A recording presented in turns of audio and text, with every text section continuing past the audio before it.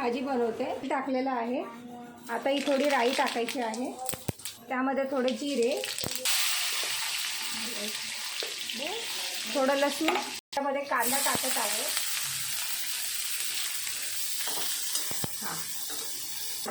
कांदा थोडा लाल होईपर्यंत हलवत राहा।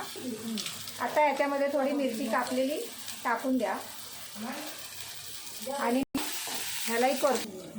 आता टोमॅटो टाकायचा आहे, टोमॅटोही चांगला मिक्स। ह्यामध्ये थोडी मुगाची डाळ टाकलेली आहे, डाळीनं भाजीची चव वाढते मस्त। ह्याच्यामध्ये थोडी हळद टाक, मीठ चवीनुसार मीठ टाकायचं आहे। आता बघा हे फ्राय झाल्यानंतर ह्याच्यामध्ये थोडासा लाल मसाला टाकला आहे। आता मी मेथी टाकत आहे।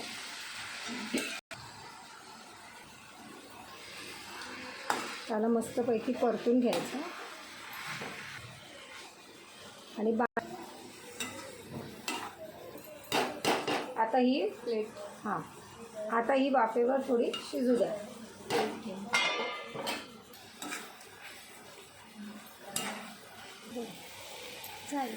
ही बघा झणझणीत मेथीची भाजी मस्तपैकी रेडी।